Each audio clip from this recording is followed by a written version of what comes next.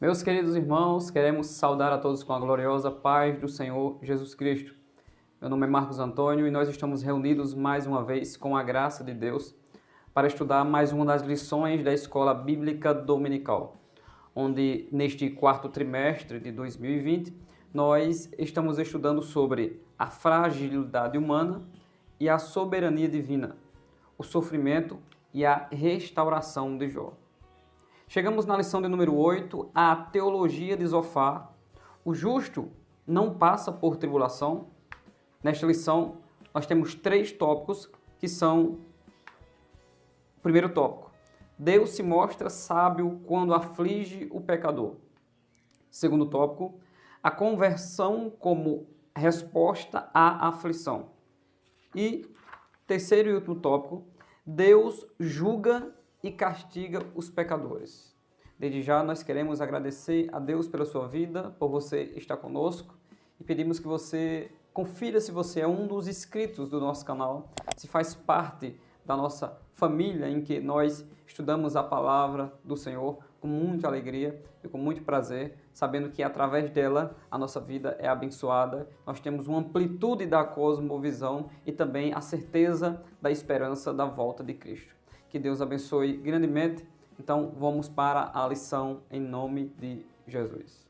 Meus queridos e amados irmãos, até aqui nós já estudamos lições grandiosas, como o livro de Jó, os sofrimentos de Jó, os sofrimentos psicológicos de Jó.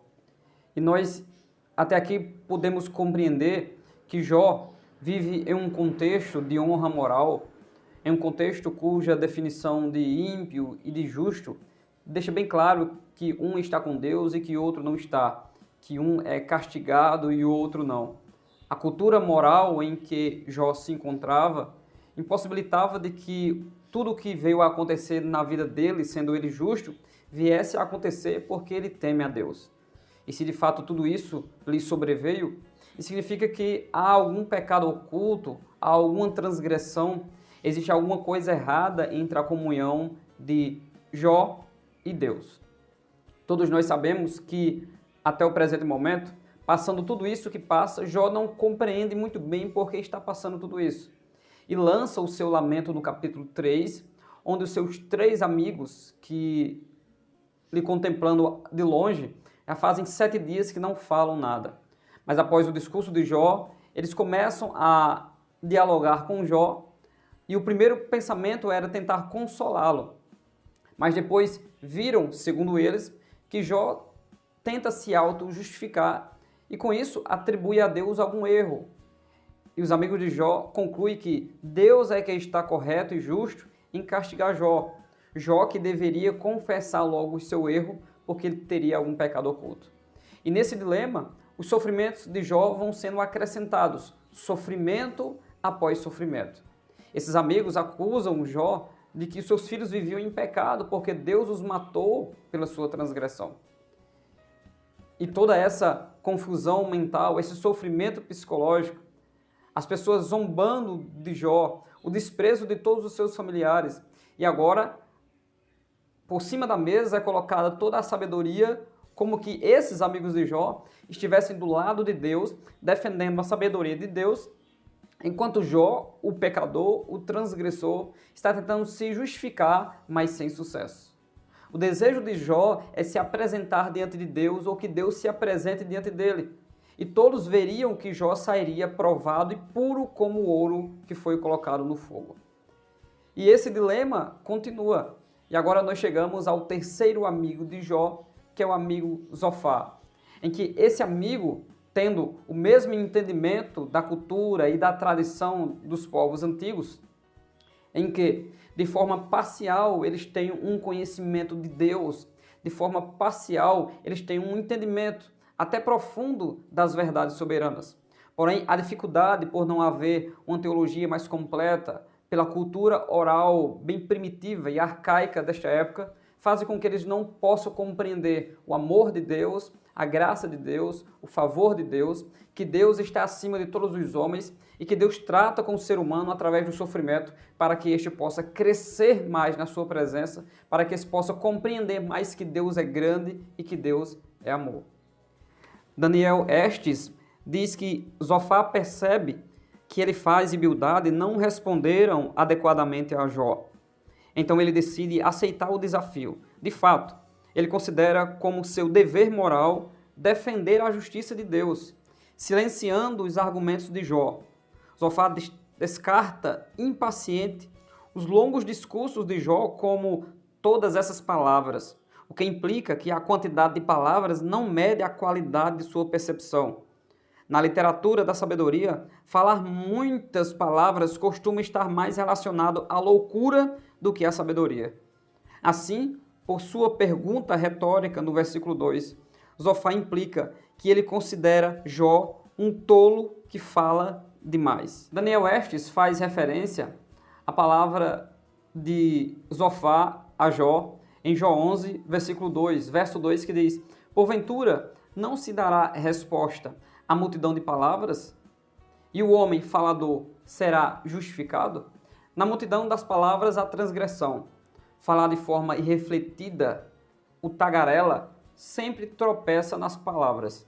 E é isso que Zofar está acusando Jó. Um homem que fala de forma irrefletida, um homem que não medita e não se preocupa e não tem responsabilidade no que diz. Jó está sendo acusado de estar falando à toa, de falar coisas sem entendimento. O interessante é que nós que já temos um certo entendimento do livro de Jó e conhecemos o capítulo 1 e 2 e também o seu final, nós sabemos que depois de tudo isso, todo o contexto, todas as pessoas inseridas nesse contexto irão entender qual era o propósito de Deus. Irão entender que Deus sempre esteve naquele sofrimento, que Deus não era tão transcendente como os amigos de Jó, Elifaz, Bildade e Zofar diziam. Que Deus estava próximo ao sofrimento de Jó.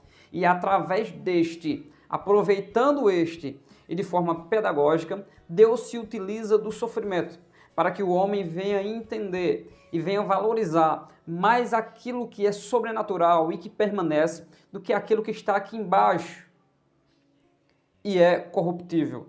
Para que o homem também venha ter ciência que ele não tem ciência de todas as coisas e que existem trabalhar de Deus que nós não conseguimos alcançar qual o propósito, mas que depois de tudo isso, Deus produz em nós aquilo que Deus espera que seja produzido na nossa alma e no nosso espírito.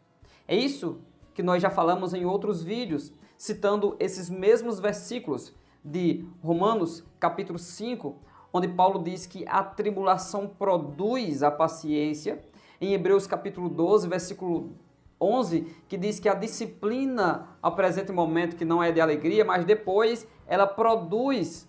Então, aqueles que são exercitados pelo sofrimento e pela disciplina de Deus vão aprender a produzir aquilo que Deus deseja para nós, porque Deus preparou o Espírito para produzir em nós o fruto do Espírito, que tem as suas características especiais, que são amor, alegria, a paz, a longanimidade, a benignidade, a mansidão, a temperança. Tiago, no capítulo 1, versículo 2, nos exorta a nos alegrarmos mediante as muitas provações, porque as muitas provações produzem a paciência e esta paciência ela tem a obra perfeita.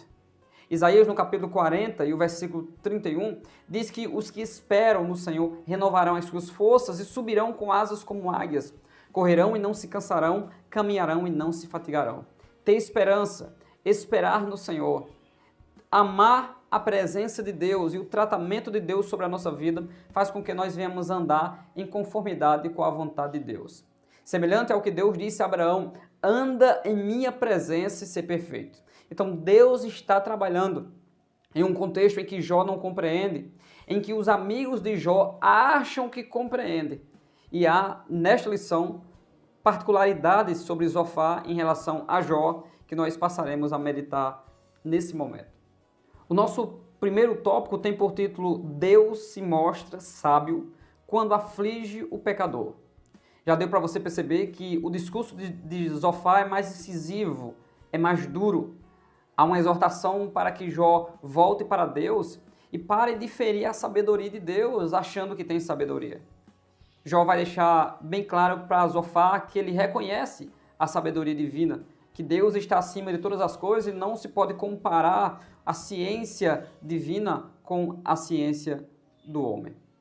Seguindo as acusações de Zofar a Jó, ele diz no verso 3 do capítulo 11: as tuas mentiras se hão de calar os homens, e zombarás tu sem que ninguém te envergonhe? Pois tu disseste, a minha doutrina é pura, limpo sou aos teus olhos. Zofar está acusando Jó de ser um mentiroso e de achar que apenas o entendimento dele supera todas as palavras dos homens e tudo que ele fala é a verdade. Debaixo de muitas acusações, o patriarca Jó vai responder às acusações de Zofar. Nos versos 5 e 6, Zofar diz a Jó: mas na verdade provera Deus que ele falasse e abrisse os seus lábios contra ti, e te fizesse saber os segredos da sabedoria, que é múltiplice e eficácia, pelo que sabe que Deus exige de ti menos do que merece a tua iniquidade. Zofar está acusando Jó de ser ignorante sobre as coisas de Deus, sobre a justiça de Deus e sobre a sabedoria de Deus. Zofar entende que o desejo de Jó é que Deus se apresentasse. Então eles estão tratando Jó como um hipócrita que diz palavras mentirosas de forma irrefletida e que não sabe a sua condição diante de Deus. E que se Deus aparecesse, aí Jó sim seria julgado, seria condenado, seria revelado que ele é de fato um transgressor das palavras de Deus. O que Zofar quer que Jó entenda é que Deus não é indiferente à ação daquele que pratica iniquidade. Zofar entende que Jó percebe que Deus irá tratá-lo como justo, pois, segundo Zofar, Jó sim tem uma transgressão, Jó sim tem um pecado oculto dentro de si. E o relacionamento de Deus com Jó está completamente agora perdido, segundo o entendimento de Zofar. E que Jó se autodeclara santo e se autodeclara puro, onde a própria situação e o contexto em que ele se encontra o declara e o condena como alguém ímpio. Fica até difícil passarmos a compreender, porque Deus, de fato, castiga o ímpio. A Bíblia diz em Apocalipse 3,19, porque eu repreendo e castigo a todos quantos amo. Deus castigou o próprio povo Israel. E para perdoar os nossos pecados, Deus castigou Jesus e o castigo que nos traz a paz estava sobre ele. Mas uma coisa é certa, que nesta vida, tanto a revelação geral como a graça comum está para todas as pessoas. E muitos personagens das Sagradas Escrituras se inquietaram por causa da prosperidade dos ímpios, por entender que o que de fato é prosperidade é aquilo que se vê, aquilo que é aparente. Quando, na verdade, o ímpio, que muitas vezes possui muitos bens materiais, tem a sua alma perdida, está em trevas, e a sua riqueza é só passageira, e a sua alegria não permanece, diferente daquele que tem a alegria sobrenatural da morada do Espírito Santo. Os ímpios zombam do justo, e o próprio justo ora a Deus, dizendo que Deus me mantenha do meu pão cotidianamente acostumado, não me deixa ser um miserável, nem um tão pouco um rico demais. O justo, ele tem o desejo e a certeza de permanecer fiel a Deus e de que, embora o trabalhar de Deus não seja como ele deseje, o que ele deseja é que Deus lhe faça permanecer na sua presença. O justo deseja que Deus o mantenha acostumado. Acostumado com o quê? Acostumado com a sua graça, acostumado com a sua mão poderosa que o mantém, a sua mão que o respalda, a sua mão que o ajuda. No mundo nós teremos aflições, como deixou bem claro o nosso Senhor e Salvador Jesus Cristo. E essas aflições, e essas tribulações, e esses momentos de incômodo que todos os justos passaram, porque todos os personagens bíblicos sofreram e passaram por situações constrangedoras. E Deus estava no meio dessas situações para provar, para testar, para provar o que havia no coração desses servos, se realmente eles permaneceriam fiéis a Deus em momentos de angústia, em momentos de choro e em momentos bons. O filho de Davi, Salomão, disse que debaixo do sol, ou seja, na terra, há tempo para todas as coisas. Há momento de chorar, há momento de deixar de chorar, há momento de abraçar e há momento de deixar de abraçar. Em outras palavras, ele está dizendo, há situações difíceis na nossa vida em que nós não temos gozo de abraçar, nem gozo de sorrir, nem gozo de dançar, nem de se alegrar. Acontece tanto na vida do ímpio como na vida do justo. Porém, a condição do justo diante de Deus o leva para uma rocha e o leva para um seguro esconderijo na presença de Deus, em que o inimigo não o importunará, nem o filho da perversidade o afligirá, até o ponto em que Deus permite, dando limites ao mal, limites ao inimigo, limites até às enfermidades, porque Deus está no controle de todas as coisas.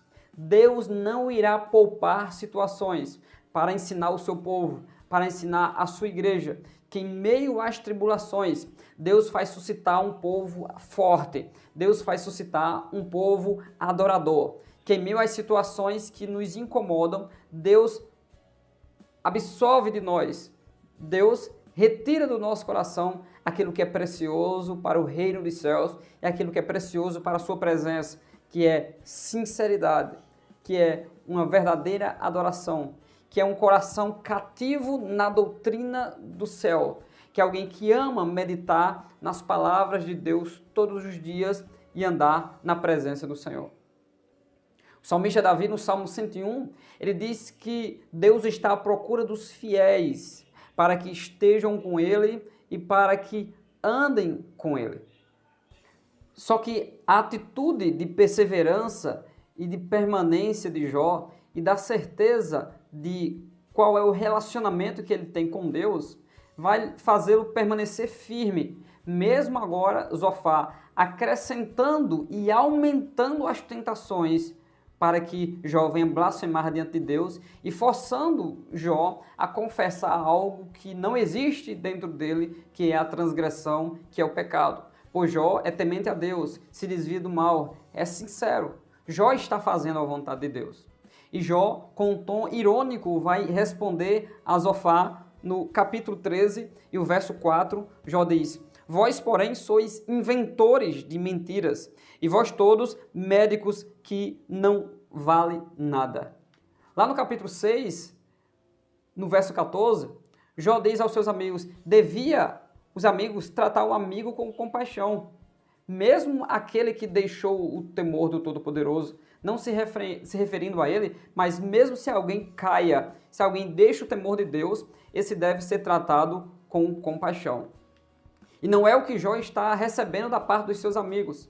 E Jó retruca com ironia dizendo, vós são inventores de mentiras, vocês são médicos e consoladores que não valem de nada, ou seja, vocês não estão cuidando de mim, ao invés disso, vocês estão matando aquele que está ferido. E uma das características daqueles que são líderes, daqueles que são pastores, porque os amigos de Jó estão se colocando como pastores. Os amigos de Jó estão, segundo eles, trazendo a palavra de Deus, trazendo a sabedoria de Deus e com o intuito de levantar Jó, de tornar Jó a levantar novamente. Só que o caminho que eles estão seguindo é totalmente errado. Primeiro, eles não têm a completa revelação de Deus. Eles não têm o direcionamento, nem o discernimento do Espírito Santo. E segundo, eles não acreditam nas palavras de Jó, porque a cultura da tradição, a cultura da honra, já diz que esse castigo, que essa situação, de maneira alguma, pode sobrevir sobre alguém que é justo. E aí nós vemos, e nós até entendemos o pensamento dos amigos de Jó, por serem limitados e se esforçando com toda a sua sabedoria, com toda a sua eloquência, colocam para fora tudo aquilo que eles têm, acusando Jó de estar ferindo a sabedoria de Deus. Porém, Jó não desiste e permanece firme no seu intento. Veja o que Jó diz em Jó 13 e o verso 3. Mas eu falarei ao Todo-Poderoso e quero defender-me perante Deus. Jó está convocando uma audiência diante do juiz. Jó, em suas palavras, deseja um advogado, melhor do que esses médicos que não valem nada.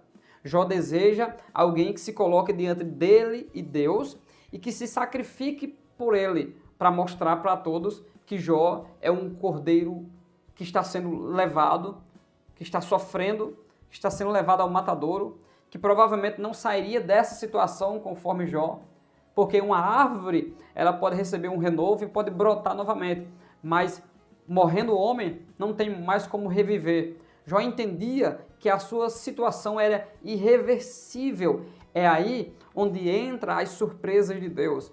É aí onde entra o trabalhar de Deus que nós não compreendemos, os caminhos de Deus que nós não compreendemos. É certo que os nossos sofrimentos e as nossas tribulações levam o nosso emocional e levam-nos muitas vezes a sermos irracionais em algum momento e dizer: Deus nos esqueceu, não sairemos dessa situação, fomos feridos e agravados e não tem volta. E Jó lamentou-se sim, mas Jó não pecou e não atribuiu a Deus falta alguma, porque ele temia a Deus. E aquele que teme tem sabedoria. No nosso segundo tópico, a conversão como resposta à aflição, Zofar, como que mais velho do que os outros amigos, Zofar como dotado de mais sabedoria que os outros amigos, traz para Jó a fórmula, a receita para que Jó saia dessa situação. Veja, a história continua, as coisas se repetem. São pessoas que estão preocupadas em resolver a situação do aflito, são pessoas que estão preocupadas em resolver a situação efêmera, atual, passageira, e não estão preocupadas, de fato, com uma verdadeira comunhão com Deus, com o que de fato Deus quer conosco, Deus quer de nós. Então Zofar vem com a fórmula mágica para que Jó saia dessa situação.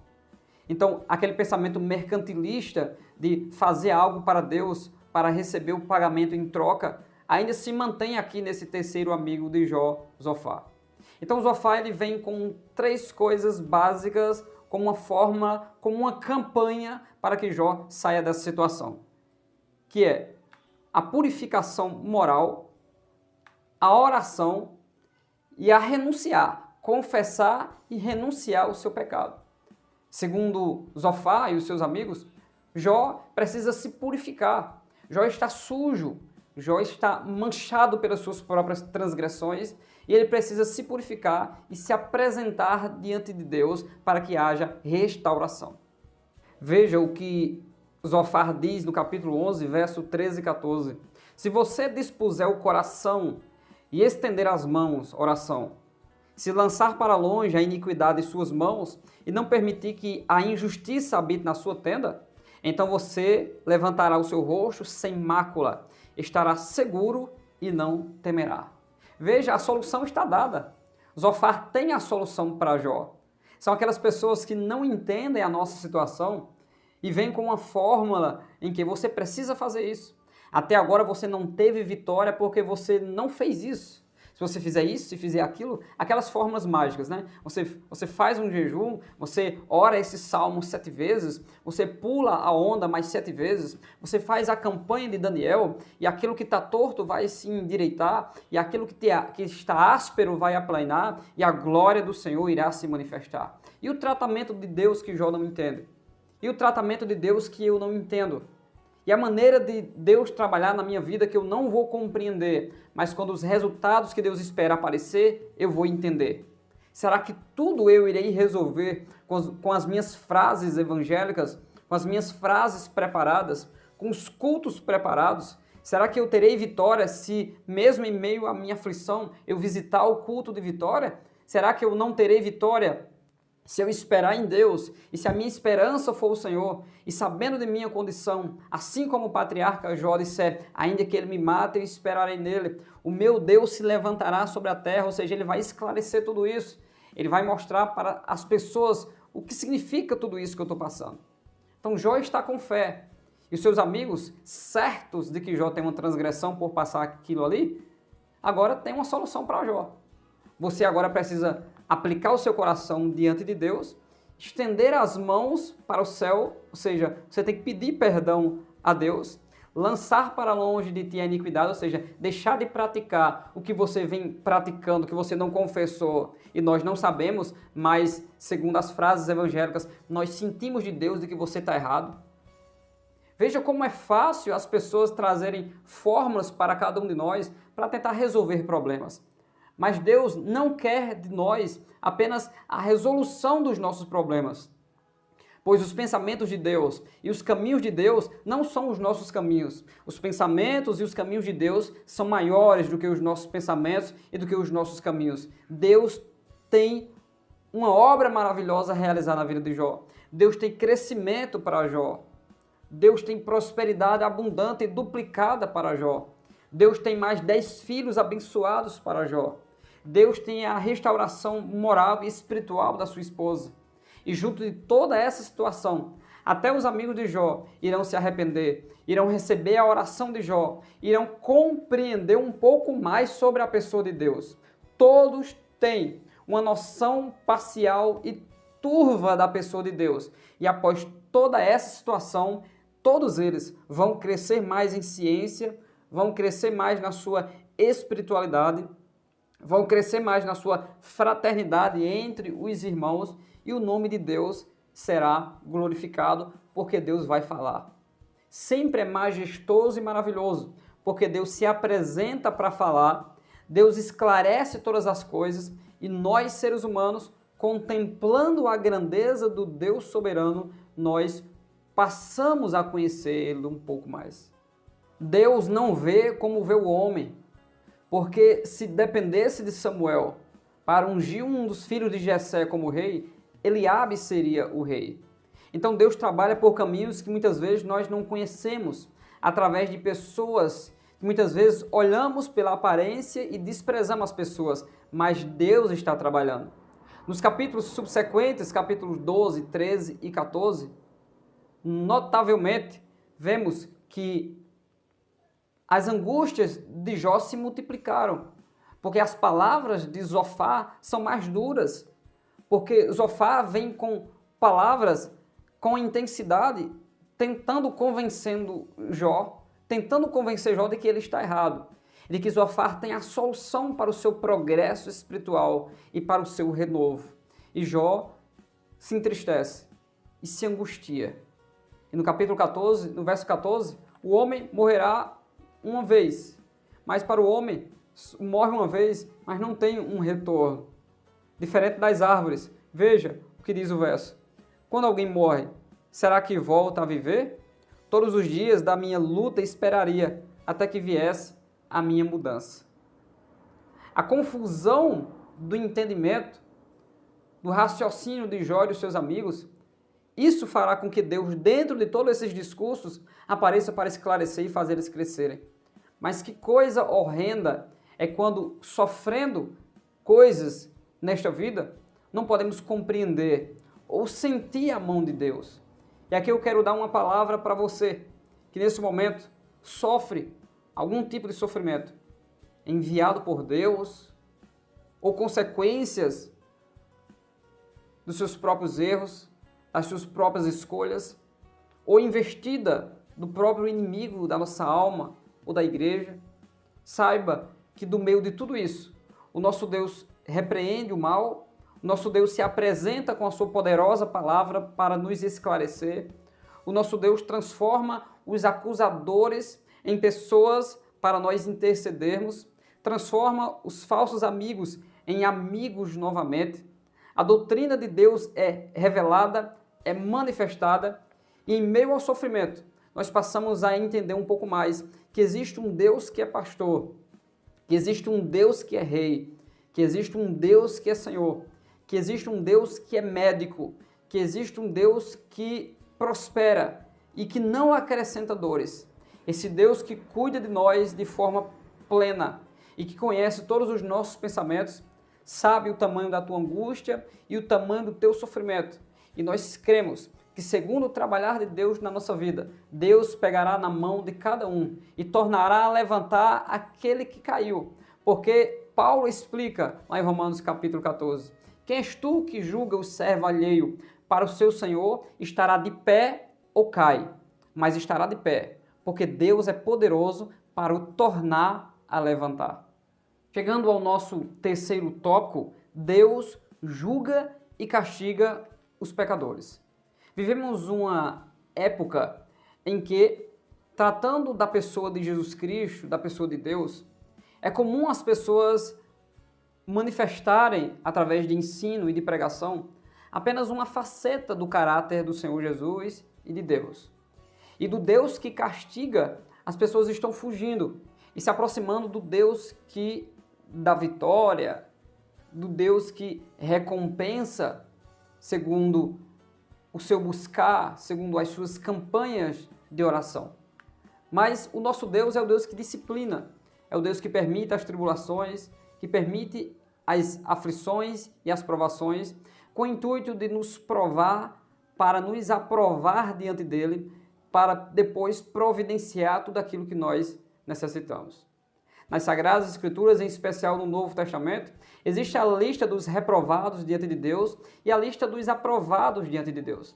É comum o apóstolo Paulo falar de obreiros fraudulentos e também falar de obreiros que são fiéis a Deus e que permanecem agradando a Ele. O apóstolo Paulo diz que não é aprovado o varão que a si mesmo se louva, e sim aquele a quem o Senhor louva.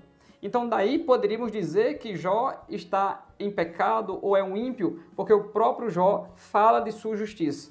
Mas Jó está se lamentando e testificando que aquilo que dá consolação a ele, que aquilo que lhe dá alegria é saber que ele permanece na presença de Deus, permanece fiel a Deus e fazendo a vontade de Deus. Não existe melhor convicção para o ser humano em ele saber que está no centro da vontade de Deus. É no centro da vontade de Deus que, mesmo passando o que passar, Deus está coordenando a vida e a história da vida deste ser humano, deste servo e desta serva de Deus, para que os propósitos do céu sejam concluídos na vida desta pessoa. Mas Zofar, em sua sabedoria, vindo com um aspecto de defensor da sabedoria de Deus, ele vem trazer no capítulo 3 uma verdade que não se encaixa no contexto de Jó. No capítulo 20, no segundo discurso de Zofar, ele diz no verso 5, o júbilo dos ímpios é breve, e a alegria dos hipócritas apenas de um momento. Ainda que a sua altura suba até o céu, e a sua cabeça chegue até as nuvens, como seu próprio esterco perecerá para sempre. E os que o viam dirão, onde está? Como um sonho voa e não será achado, e será afugentado como uma visão de noite. O olho que o viu jamais o verá, nem olhará mais para ele o seu lugar. Os seus filhos procurarão agradar aos pobres, e as suas mãos restaurarão a sua fazenda. Segundo Oden, os pais da igreja dão uma interpretação quase unânime do segundo discurso de Zofar. Reconhecem que suas palavras são moralmente corretas e merecedoras de atenção quando se referem a um contexto geral, mas também reprovam e consideram sem fundamento e acusam como sendo falsa quando se refere ao caso específico de Jó. Significa que Zofar está dizendo, em outras palavras, a Jó, Jó, Deus castiga o ímpio. E Jó diria, eu sei que Deus castiga o ímpio. Eu sei que Deus fere o ímpio. Eu sei que a prosperidade do ímpio é só aparente, que logo, logo eles não serão nada. Mas eu não sou ímpio, eu estou na presença de Deus. Então é com essa meia-verdade, com essa última tentativa de Zofar de convencer Jó de sua situação, que ele traz até uma verdade que está explícita na boca de todos os seus amigos. Porém, eles não entendem o trabalhar de Deus na vida, em especial, desse patriarca. Porém, Jó, trazendo uma moderação em todo esse entendimento, ele deixa bem claro para Zofar, no capítulo 21, lhe dando uma resposta, que também há situações em que o justo aparentemente vive em trevas e em miséria, e o ímpio vive na luz e vive crescendo e vive sendo abençoado. No capítulo 21, verso 7, Jó diz, por que razão vivem os ímpios, envelhecem e ainda se esforçam em poder? Parece o salmista do Salmo 73, dizendo que quase resvalou o meu pé porque eu vi a prosperidade dos ímpios. Mas depois todo o seu entendimento muda quando ele diz: até que eu entrei no templo do Senhor, na casa do Senhor, aí eu entendi qual é o fim deles. Porque a prosperidade é apenas aparente, porque ela é escorregadia. É claro que nesta vida nós olhamos para situações de pessoas que não temem a Deus e comparamos com a nossa situação simplesmente relacionado àquilo que nós valorizamos. O que mais valorizamos? Aquilo que é desta vida, que nos dá um conforto aqui, ou aquilo que permanece para sempre após a nossa morte? O ímpio é aquele que ama as coisas, as riquezas, aquele que ama este mundo e por isso o amor do Pai não está nele. Ele sempre será alguém que terá uma finitude e um limite em seu pensamento. O seu pensamento sempre estará focalizado e focado aqui nesta vida. Porém, o justo é diferente. O justo olha para aquilo que permanece. O justo olha para aquilo que lhe deixa puro de fato, que é aquilo que sai da sua boca e não aquilo que entra na sua boca. Enquanto os homens estão preocupados com a tradição e com as coisas de homens, Deus e os justos estão preocupados em fazer com que o reino de Deus seja uma verdade e um testemunho verdadeiro. O justo está preocupado em meditar em Deus, em fazer a vontade de Deus e em agradar a Deus. E Jó demonstra esse controle, essa moderação, em saber que há momentos em que o ímpio envelhece, o ímpio tem o seu conforto até o fim de sua vida e o justo passa coisas como Jó está passando. Filho de Davi, Salomão, Geridias, o amado de Deus, em Eclesiastes 7:15, ele diz: tudo isso vi nos dias da minha vaidade. Há um justo que perece na sua justiça e há um ímpio que prolonga os seus dias na sua maldade.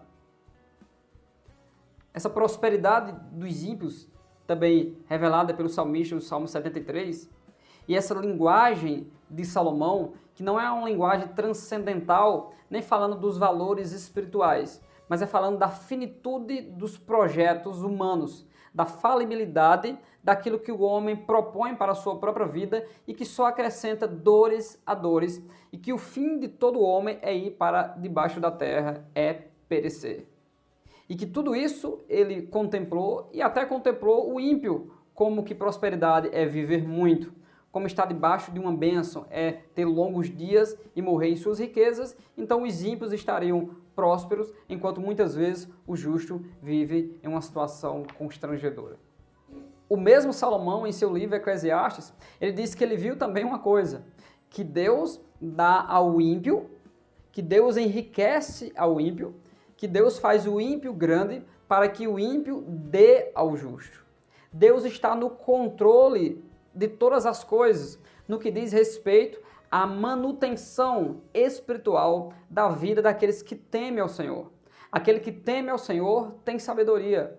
E aquele que tem sabedoria, ele vai se contentar com tudo aquilo que Deus tem preparado para si. O apóstolo Paulo, ele disse em Filipenses 4 que estava instruído, que estava capacitado, tanto a ter pouco ou quase nada, como a ter em abundância e a ter em fartura. E ele disse que pode todas as coisas, porque Deus, em qualquer situação dessas, lhe fortalece. Fortalece para quê? Não apenas para que ele passe as situações, mas para que ele passe as situações temendo a Deus e fazendo a vontade do Senhor.